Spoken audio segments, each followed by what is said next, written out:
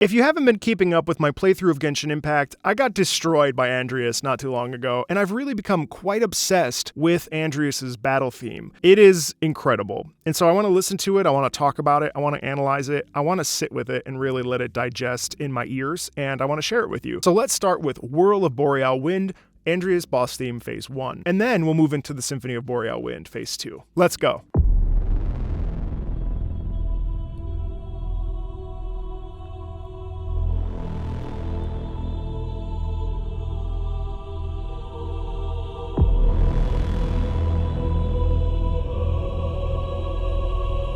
Crunch. That's crunch. It's all crunch. So we start. Boom. Andreas is huge. Andreas is angry. Andreas is ancient.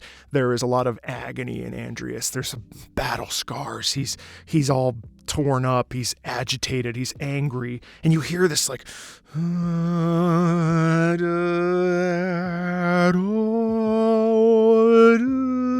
tension. I'm pissed.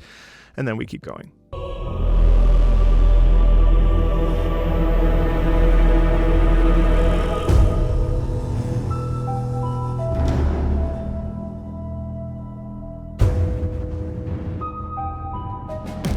And what's interesting to me about this particular section, first of all, we have this electronic beat. And I think that is interesting to me because I'm not quite sure what that symbolizes in theory, like besides size, capacity for death, capacity for destruction, the ability to destroy you in a single bound. Like there's something very, obviously he's a, giant wolf. There's something incredibly animalistic about Andreas. And I think that is, to me, my ears, what that symbolizes. Then you have this piano, which bing, boom, boom, boom. That symbolizes a type of pain, a type of agony, a type of feeling of like loss and anguish and suffering. It starts from the top, it starts on the top of the keyboard. Da, da, da, da. It's got some diminished chords in there. It's got some black keys in there. It's got some flats, and I think that symbolizes a lot of discomfort and pain in Andreas, and a feeling of frustration and loss. And yet underneath there's a boom because he's menacing. There's still a menacing quality about him.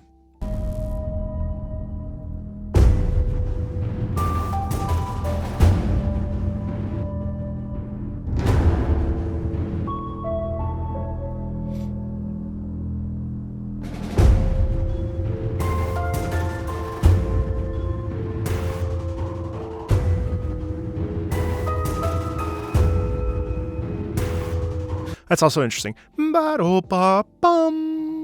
Mystery, intrigue. The way that we resolve up is unresolved, down is conclusive. When we resolve up like that, that's like, ooh, curious, interesting, what's that mean?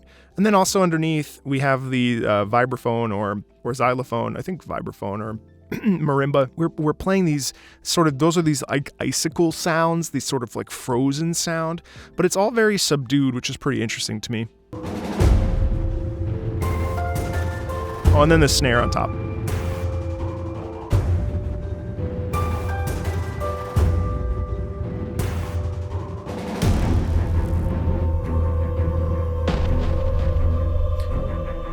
I'm stopping quite a bit, but do you hear this like phasing thing? That's literally, I think, the phase of when Andreas is powering and plowing towards you. There's that almost like he can speed up, and when he spins around and he goes really fast and you can't catch him and it looks like he's teleporting, that's that sound quality in the music.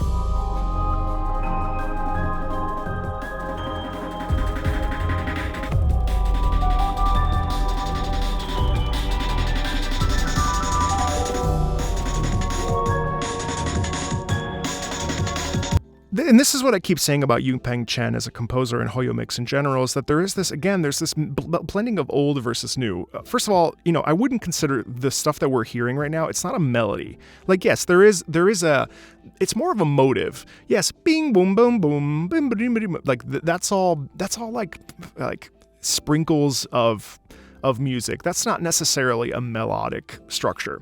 Like, that's not a melody per se that we hear in phase 2. That's much more of setting the mood. It's atmospheric, and that's a very important part of musical storytelling, where sometimes we're just telling the story of an environment, and an environment doesn't necessarily have a melody. Now, of course, we know that that's not true when we look at Storm Terror, or, we look at old Mondstadt, we look at Mondstadt in general. There's a lot of melody that exists within this game, but for whatever reason, this is much more about setting an image, setting a picture, making us feel some sort of emotion, a bit of tension in here. And then what's interesting is that then we've got this beat, this drum machine going pum pum pum pum pum pum. Obviously that we're in a fight, so like there is that bit of tension there. But I find it interesting that we both have this classical structure mixed with this beat machine and this echo and a bunch of subtle sound effects that are meant to it was really fresh.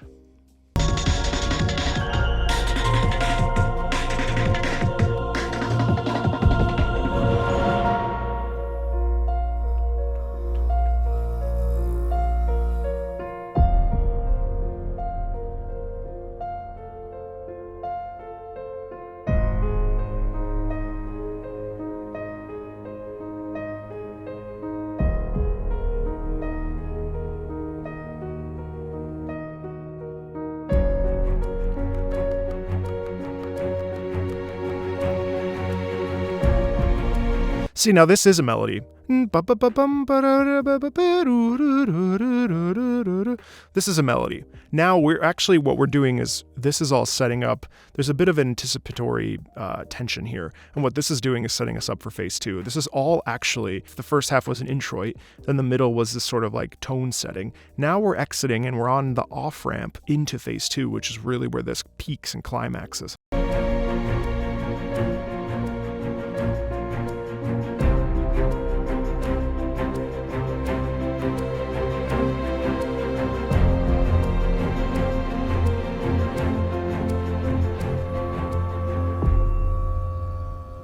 And this whole thing is until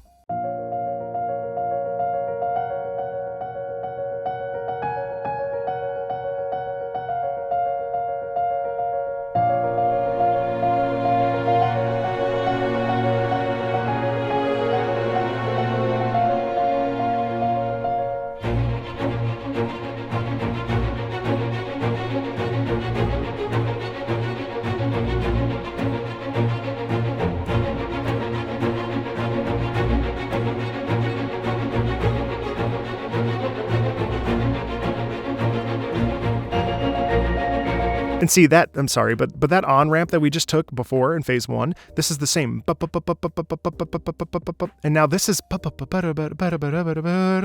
this is all, I honestly don't think that Andreas necessarily wants to fight us, right? If the whole thing is about proving your worth and whatever, testing your might and all these sorts of different things, I don't think Andreas actually, there's a lot of displeasure in having to do this, having to test your boundaries, having to test your abilities to take him on. He doesn't want to do that. He knows that he could kill you in one fell swoop. That's not what Andreas is about. This is actually a bit of pain, both, I think, his personal story, but also the story of, the relationship with the humans and there's a lot of personal struggle here. But I think that actually Andreas is fairly benevolent, despite his very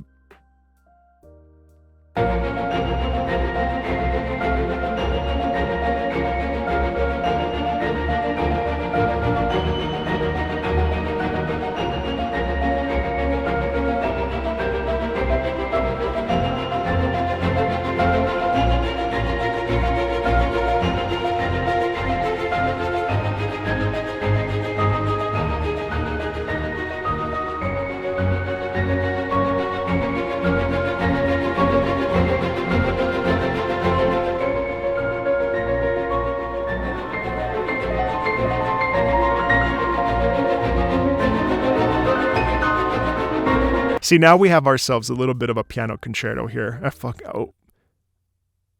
I'm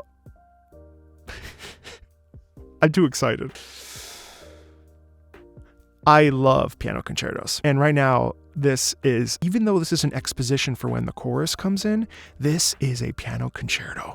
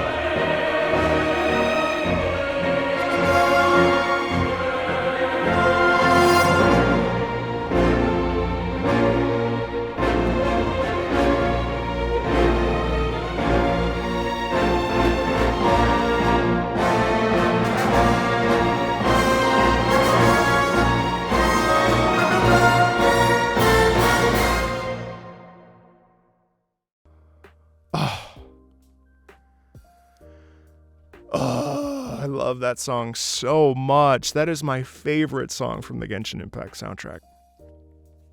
Oh, it just is so good. And you hear the agony, you hear the stress, you hear the pressure that Andreas puts on himself to be, the best version of himself. There's that clock, that ding, dun, dun, dun, dun. Everything, there's a rhythmic intensity to this that is just under the surface, forwardly propelling everything. And it keeps the tension going. But then on top of it, we have this beautiful, stunning melody. And rhythm is the key to life. We need rhythm in everything. And so there's something about this that is keeping us sustained in this constant tension. And yet it is surrounded by melodic excellence and beauty. And that is incredibly cool and incredibly impressive.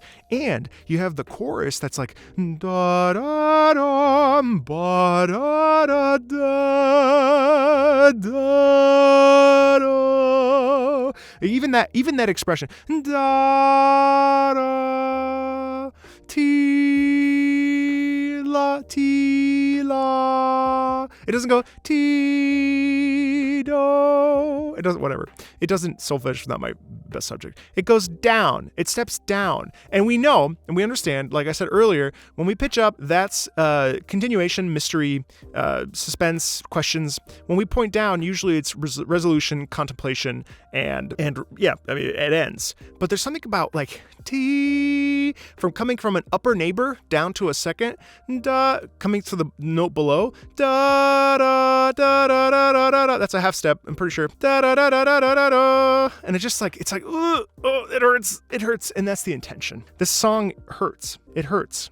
And it hurts Andreas, and it hurts us, but definitely hurts me if you've watched my playthrough. If you like this sort of stuff, feel free to like, subscribe, links in the About section if you want to support the channel. Lots more Genshin Impact all the time. And as always, thank you so much, and I'll talk to you later.